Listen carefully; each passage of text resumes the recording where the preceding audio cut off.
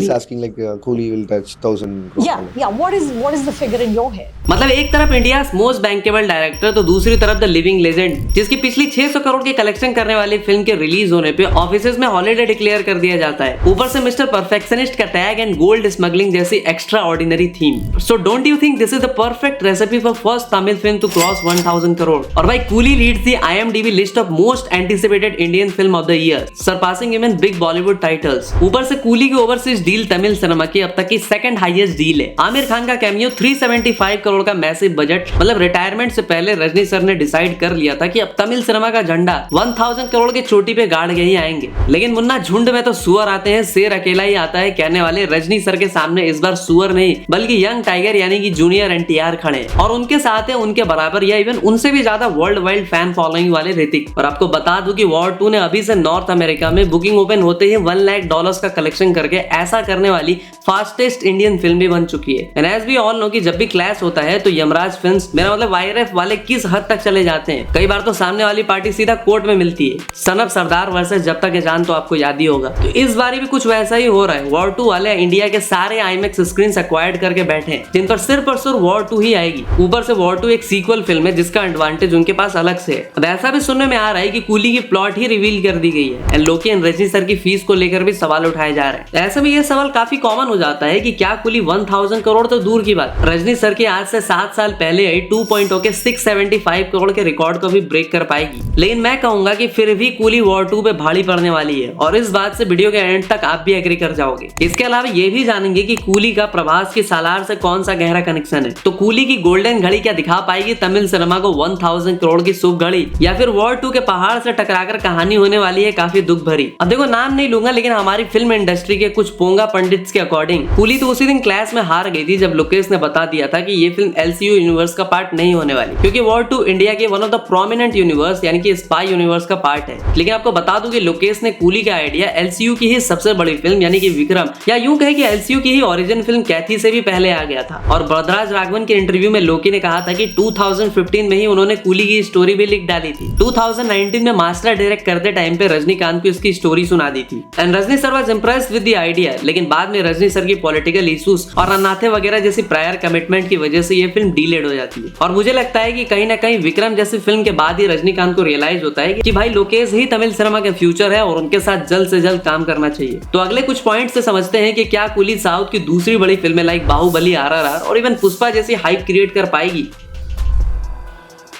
वैसे वॉर 2 की हाइप देखो इनिशियल स्टेज पे काफी ज्यादा लग रही है। इवन कोई मोई कूली के रिलीज डेट साइडल मूव भी कह रही है। बट जैसे जैसे कूली फिल्म का पोस्टर वगैरह आता है एंड डिटेल्स निकल के सामने आती है, फिल्म की हाइप बहुत ही ज्यादा हो जाती है। एंड एज ऑफ नाउ अगर आप IMDb पे जाओगे तो 29.6% के साथ नंबर 1 पे मोस्ट एंटिसिपेटेड फिल्म कूली है एंड वॉर 2 17.6% के साथ सेकंड नंबर पे है। कूली के ओवरसीज राइट्स तमिल सिनेमा में अब तक की सेकंड हाईएस्ट है एंड पिंक विला के अकॉर्डिंग फिल्म के इंटरनेशनल राइट 68 करोड़ में बिके हैं, जबकि रजनीकांत की जेलर के ओवरसीज राइट सिर्फ 35 करोड़ में बिके थे। थलापति की जनरल एगन के राइट 75 करोड़ में बिके थे और ठग लाइफ की 63 करोड़, लियो की 60 करोड़, गोट की 53 करोड़। और ऐसे में फिल्म ओवरसीज मार्केट में भी अपने पांव जमाने की पूरी कोशिश कर रही है और इसीलिए कूली ने US के प्रीमियर में 500 के USD का कलेक्शन भी कर लिया है। बट हमें ये नहीं भूलना चाहिए कि वॉर 2 ने प्री सेल्स में $1 लाख का कलेक्शन करके ऐसा करने वाली ये फास्टेस्ट इंडियन फिल्म बन चुकी है to cross the magical number. लेकिन जूनियर NTR के घर में घुस के रजनीकांत की कूली तबाही मचा रही है। मूवी क्रो के रिपोर्ट के अकॉर्डिंग कूली की थिएट्रिकल राइट्स की डिमांड आंध्र तेलंगाना में वॉर 2 से भी ज्यादा है। क्यों हिला डाला ना?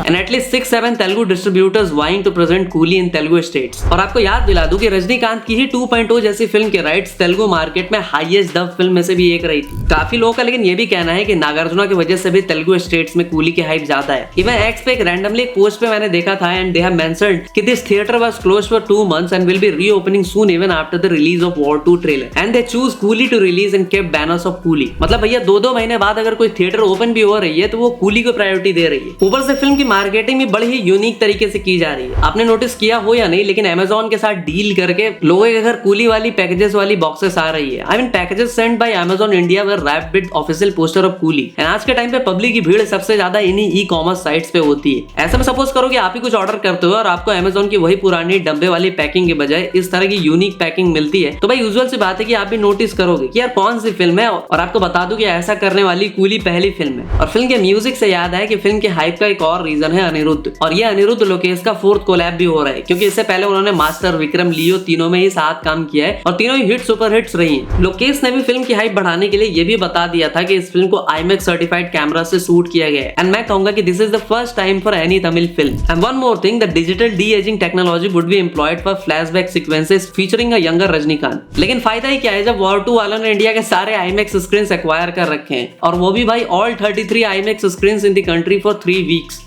चीटिंग करता है तू। आमिर खान के कैमियो की बात करें तो आमिर खान का कैमियो भी कहीं ना कहीं नॉर्थ में हाइप होने का एक बड़ा रीजन हो सकती है। हाँ, अगर आमिर खान अपने चीप पब्लिसिटी स्टंट्स ना करे तो। लेकिन देखो, जब लोकेश से 1000 करोड़ वाला सवाल पूछा गया था तो उन्होंने स्मार्टली कहा था कि भैया मुझे 1000 करोड़ की पड़ी ही नहीं है, मुझे तो बस अपने ऑडियंस की 150 रुपए की पड़ी है कि उनके पैसे वेस्ट ना चले जाए। He's asking like Kohli will touch 1000 crore. Yeah, yeah. What is the figure in your head?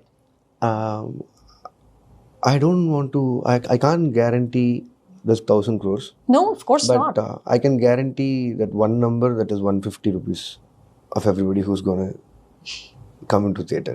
It'll be worth the money. Yes, my number will be always considered about that 150 rupees. That's it. लेकिन audience सच में किसे देगी? I mean 150 रुपए किस film के लिए खर्च करेगी? आइए उस पर बात करते हैं।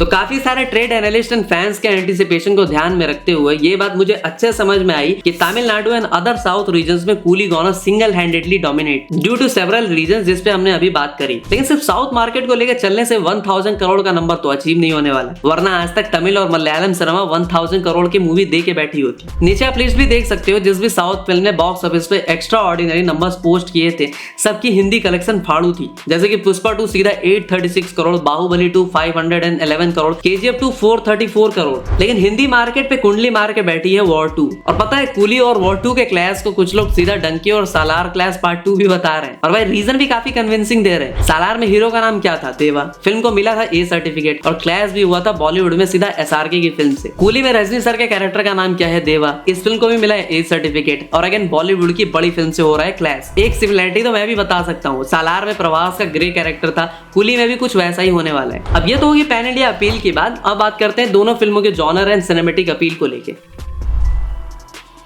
तो देखो, बिना रिस्क लिए ज्यादा इधर उधर ना करते हुए अपने पुराने फॉर्मूला यानी कि ऑडियंस को 3 घंटे की एक spy action larger franchise appeal के साथ लेकर आ रही है वॉर 2। और भाई, स्पाई यूनिवर्स की जो सबसे lowest and third grade film यानी कि टाइगर 3 थी ना, उसने भी 466 करोड़ का कलेक्शन किया था, और वॉर ने तो 2019 में 475 करोड़ का कलेक्शन करके सारे रिकॉर्ड्स के चीथड़े उड़ा दिए थे। ऐसे में यू कैन इजिली इमेजिन कि वॉर 2 की अपील कैसी रहने वाली है। लेकिन दूसरी तरफ कूली की बात करें तो एक मासी, fast paced, emotionally layered and action entertainer film होने वाली है। और लोकेश की पुरानी फिल्में इस फॉर्मूले पे हिट भी साबित हुई हैं, लेकिन इस बार कूली का श्राप ही उसका वरदान बनने वाली है। मेरा मतलब है कि कूली लोकेश की पहली फिल्म है जिसे A सर्टिफिकेट मिला है, और रजनी सर की 171 फिल्मों में से सिर्फ ये सेकंड टाइम है जब उनकी फिल्म को A सर्टिफिकेट मिला है। पहली कौन सी थी वो आप हमें कमेंट में बताना। यानी कि 18 ईयर्स प्लस लोग ही देख पाएंगे इस फिल्म को because of the extreme violence and गोर सीन्स। और इस तरह की एक्सट्रीम गोर films like kill, Marco and animal वगैरह की किस तरह की हाइप धीरे धीरे क्रिएट होती है वो हम कैसे भूल सकते हैं। इवन जब लोकेश ने रजनीकांत को स्टोरी बताई थी तो उन्होंने भी वायलेंस को थोड़ा कम रखने को बोला था, लेकिन लोकेश ने उन्हें भी कन्विंस कर लिया था और कहा था कि आप जो भी करा लो, वायलेंस से तो कॉम्प्रोमाइज नहीं हो पाएगा।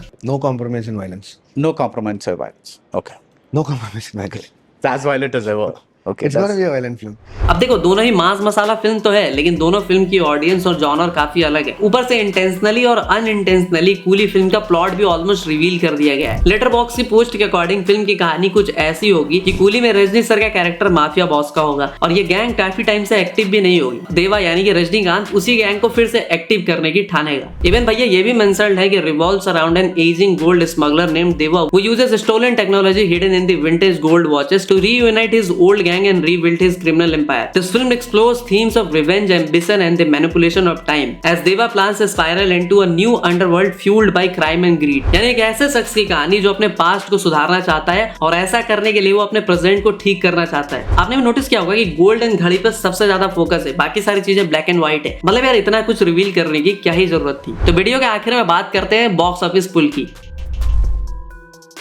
आपको याद दिला दूं कि 2013 में आई विश्व रूपम के बाद 2022 तक कमल हसन की सिर्फ 4 फिल्में आई थी और ऑलमोस्ट सारी की सारी फिल्में फ्लॉप रही थी। तब जाकर लोकेश कनगराज ने उनका हाथ थामा था और विक्रम जैसी फिल्म से उनका एक ग्रैंड कमबैक प्लान किया था। थलापति को पैंडेमिक के टाइम पे मास्टर जैसी फिल्म दी थी। तो आप ही सोचो कि इस बार लोकेश कनगराज एक लिविंग लेजेंड रजनीकांत के साथ काम करने वाले हैं, तो बॉक्स ऑफिस पे क्या होने वाला है। And coolie is one of the most expensive film of Lokesh ever made with a production cost of 375 crore. लेकिन इसके rights for satellite music and OTT have already fetched around 240 crore. And this film gonna be the biggest ever Hindi release of Rajinikanth after 2.0। अब ये तो हो गई भाई अच्छी बात है, लेकिन थोड़ी सी रियलिटी चेक करें तो लोगी की पिछली फिल्म लियो ने हिंदी मार्केट से सिर्फ और सिर्फ 25 करोड़ का कलेक्शन किया था। और रजनीकांत की बात करें तो उनके रोबोट एंड 2.0 के अलावा कोई भी फिल्म हिंदी मार्केट में 25 करोड़ से 40 करोड़ क्रॉस नहीं कर पाती। ऐसे में कूली को 1000 करोड़ के मैजिकल नंबर को अचीव करने के लिए तमिलनाडु से एटलीस्ट 230 to 250 करोड़ का कलेक्शन करना होगा, यानी कि मोर देन जेलर जिसका कलेक्शन 200 करोड़ था। तेलुगु स्टेट से भी मान के चलो कि 150 करोड़ तो करना ही पड़ेगा। बट आपको बता दूं कि जेलर ने तेलुगु स्टेट से सिर्फ 85 करोड़ का कलेक्शन किया था। फिर कर्नाटका केरला से भी 70 to 75 करोड़, फिर अप्रोक्स 250 करोड़ का कलेक्शन बचता है जो कि Hindi market and overseas collection से आएगा। ऐसे में वॉर 2 अगर सिंघम अगेन की तरह बिल्कुल ही बकवास निकली और कूली के वर्ड ऑफ माउथ पॉजिटिव रही तभी कुछ हो सकता है। अब देखो ऐसे में अगर वॉर 2 वाले मल्टीप्लेक्सेस पे कब्जा करके बैठ जाते हैं तो कूली के 1000 करोड़ का सपना अधूरा ही रह जाएगा, क्योंकि आप भी जानते हो कि सिंगल स्क्रीन एंड मल्टीप्लेक्सेस की टिकट प्राइसेस में कितना डिफरेंस होता है। अब ये तो हो गई कूली के सारी अपडेट्स एंड स्पेकुलेशन। अगर आप ऐसे ही एक डिटेल वीडियो वॉर 2 पे भी चाहते हो तो कमेंट में डालो वॉर 2 एनालिसिस। 1000 कमेंट का छोटा टारगेट रखते हैं, एक दिन में पूरा करा दोगे तो कल ही वीडियो लेके आ जाऊंगा। तो भाई जल्द मिलते हैं अगली वीडियो में, तब तक के लिए हर हर महादेव।